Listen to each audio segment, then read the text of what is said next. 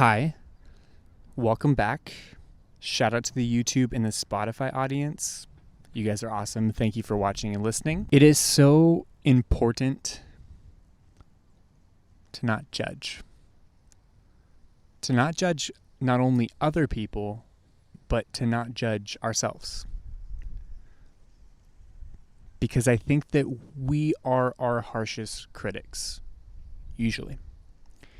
And it's so hard to feel like you're gaining any progress when you're judging every single minuscule thing that you're doing wrong along the way. I have stressed this before and I will stress it forever. Be kind to yourself.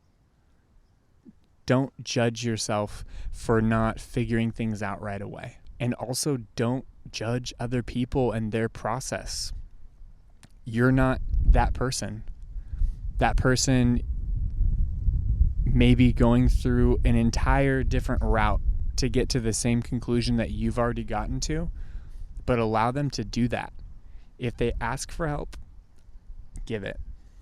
But it's not your role to judge them or tear them down behind their back or to try to get them to a certain place. That's control.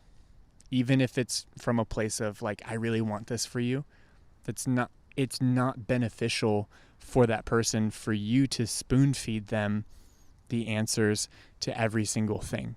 I think that that's where when you're in a mentor role or even in a peer role, using a little bit of discernment is helpful. Because if you were taking a test and as you're taking the test, I just told you to mark all these different answers that were the correct answer, you're not gaining anything from that.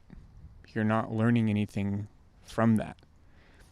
And oftentimes, from a place of what we would say is love, we over-help people rather than allowing them to go through their own process and learn things for themselves. For me, 10 people could tell me that the answer of 1 + 1 is 2. But until I figure out that 1 + 1 is 2, it's not going to sink in for me. It's just a theory until it's lived. And I think that that's also something that I really, really want to stress, especially in this day and age, is not just theorizing about things, but actually having lived experience. And so that's why any person that I bring on here or just any topic that I speak about is going to be from a place of lived experience, not from, oh, I think that this sounds really nice and I read an article about it. That does nothing to help anyone. People's experience is what helps people. That way you can learn from my mistakes and my successes, or anybody who comes on here. You can learn from their story because it's a real thing that happened. It's not just, oh, I think that maybe this would work and this sounds really nice and these words rhyme and so they must make sense, right? all that after that rabbit trail. I like to imagine whenever I meet someone that they're a blank canvas, right? I want to allow the person to paint the picture and portray themselves in the way that they want to be portrayed. That's why I despise when someone is like, oh, did you hear this information about this person that you just met? That changes my perception of them. And typically what I like to do, I haven't always done well, but I feel like I've done a great job of recently, is, okay, cool. I'm gonna let my own experience speak to it. I'm going to be informed by my interactions with this person rather than gossip at the end of the day. I think it's important to give people a chance to present themselves and to present what they understand as their authentic self. Yeah, maybe you can recognize there are some holes in it because you've walked through a certain process already, but that's not for you to point out. That's not for you to judge and be like, oh, well, this person doesn't bring any value to the table because they don't understand this aspect of who they are. That's just so messed up. Everybody has value. Everybody brings something to the table, regardless of the degree of their understanding of who they are and the fact that they have resources. I think that it can be really easy for us as we're growing and learning and developing and all these things to start putting on our glasses and being a PhD and like giving people different diagnosis of like, oh, this person has, fear of failure. This person has fear of man. This person is making decisions from this place. Okay, cool. You've recognized something potentially, but maybe you don't know the whole story. Maybe there's a reason why this person's making a decision and it's not from the place that you've judged them from. I think it's important to allow people to speak to things themselves.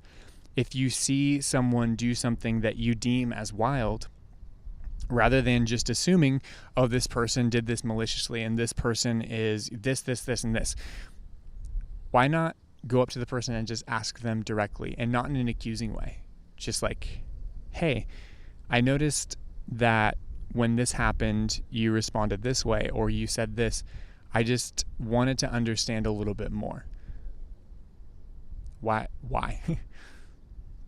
And if that person, can't answer that question in a way, then okay, cool. You know that information now and you know how to moving forward.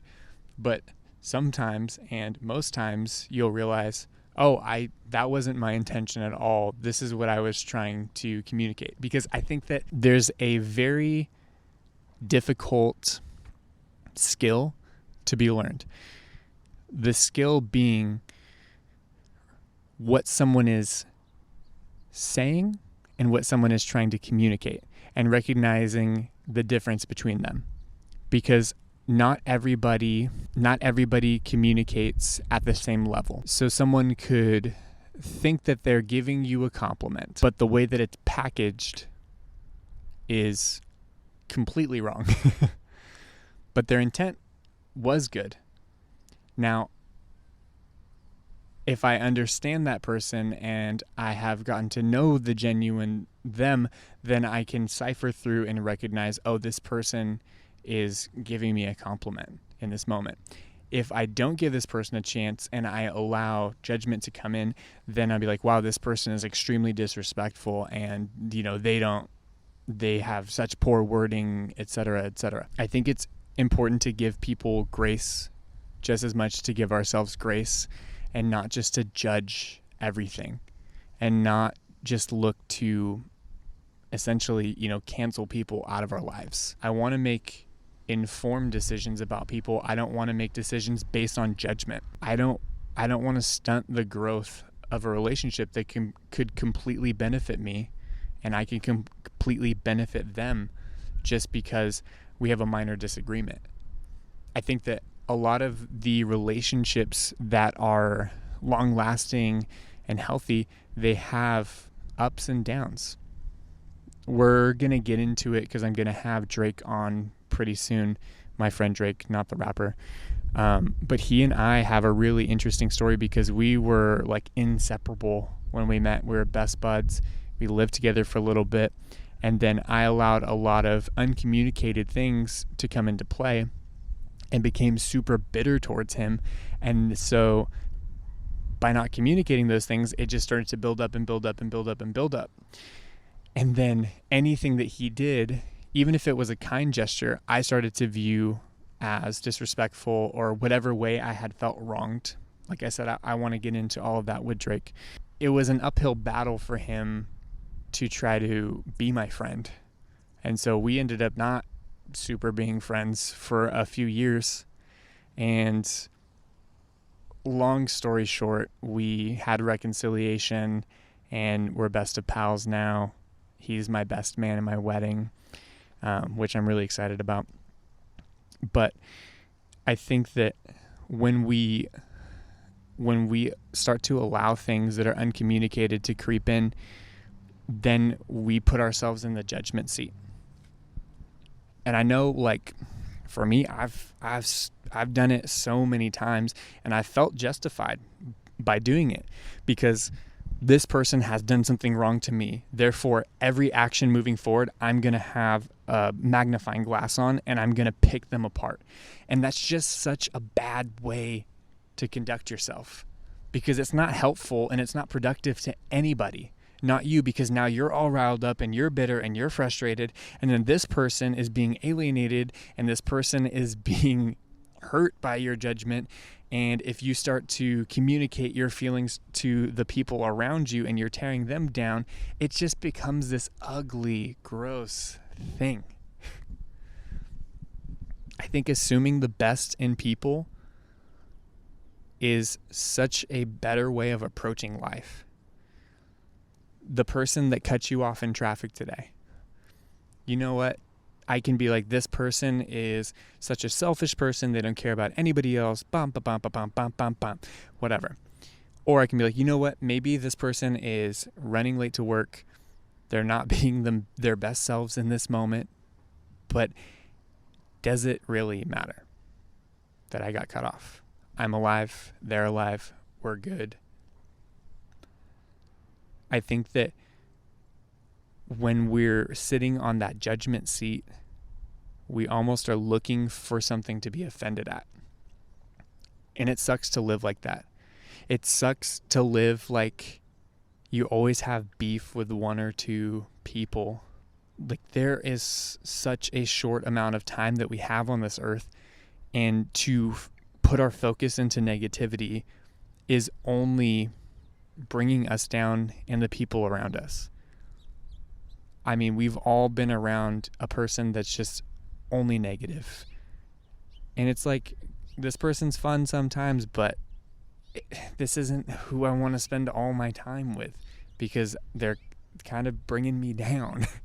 And I've been that person, you know. Some of us have been that person. And I think that it's just helpful to recognize when we've put ourselves in the judgment seat, and when we've allowed offense to skew every perception that we have of those around us. And then it also 9 times out of 9 flips to us, to where now the degree that I'm judging these other people for, I'm starting to judge myself. You're not doing enough. You're this, you're that. You fill in the blank. We've had the conversations with ourselves in our head. I am not the only one, I promise. You're not the only one, I promise. But exposing these things and talking about these things is helpful. I think that for me, so many times I feel an extreme amount of breakthrough in conversation when I realize I'm not the only person going through a certain thing. And I feel like less of a piece of crap, because when I'm isolating myself and not talking about the things that I'm feeling, I feel like a piece of crap. I feel like I should know better. I should do this. I should do that. But other people feel the same way, and it's okay to feel that. But I think it's important to talk about it and not just stay there and not just isolate ourselves. Isolation is never going to get you anywhere. There is time that we need to recharge and be alone and all these things. But again, asking good questions. Okay, I feel like being by myself today. Why do I feel like being by myself today?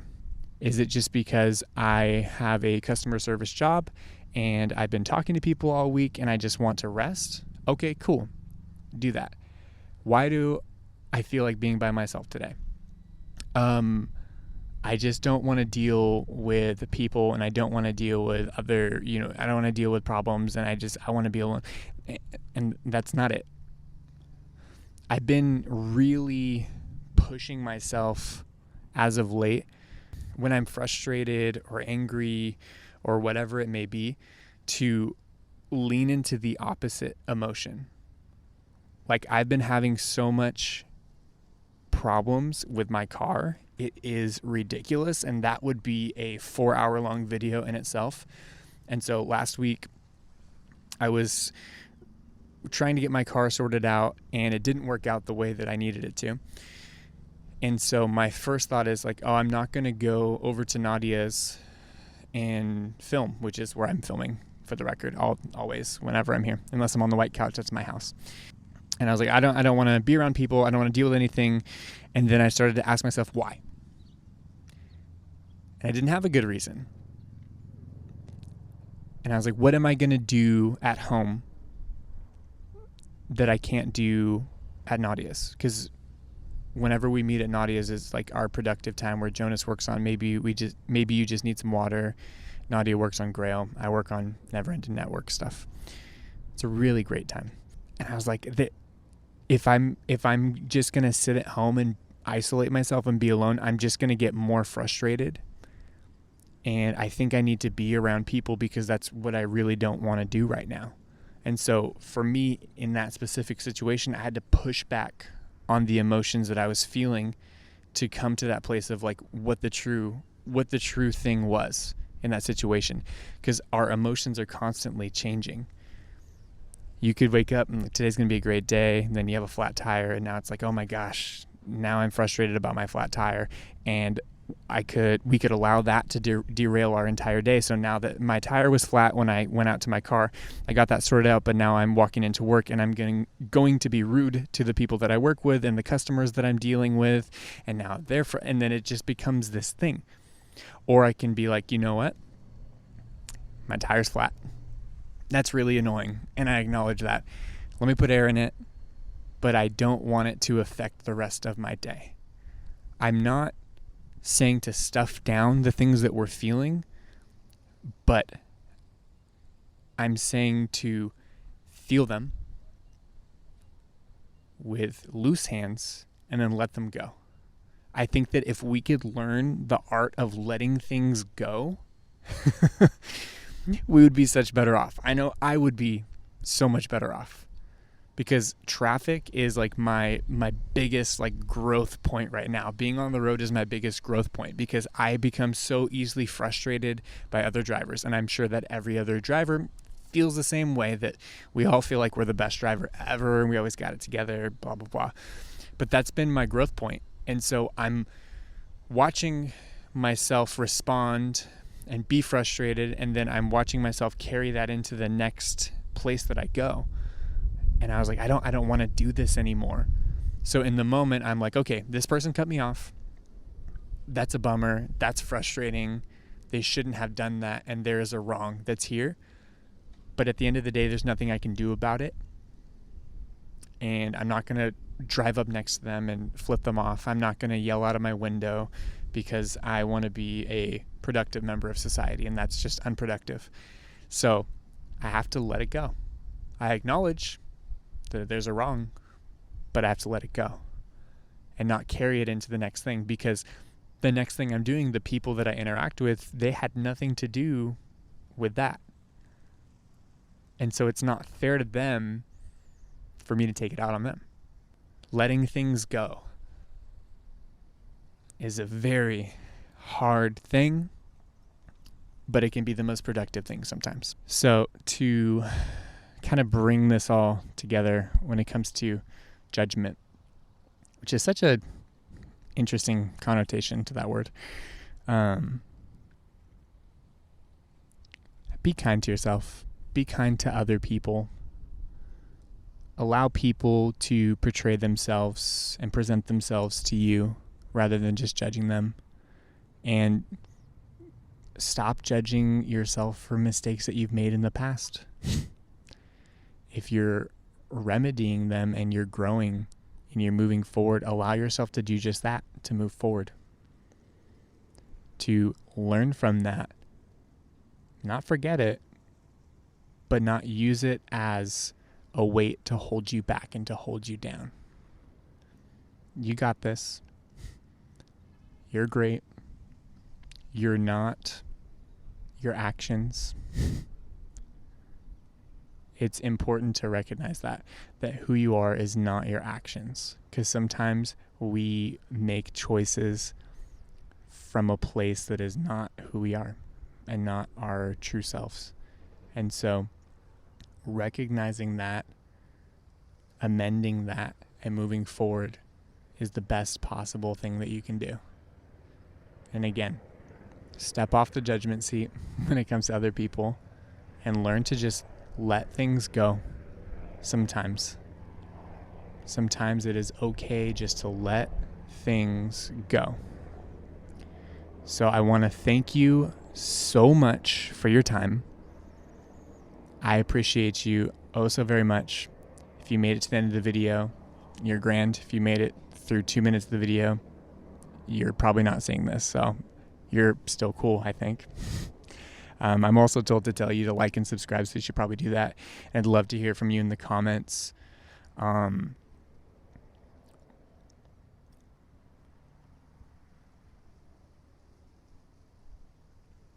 What are some ways that you've learned to let go? What are some ways that you've learned to stop judging yourself and other people? What's been beneficial? What's worked? What hasn't? I'd love to hear from you, so let me know. And until next time,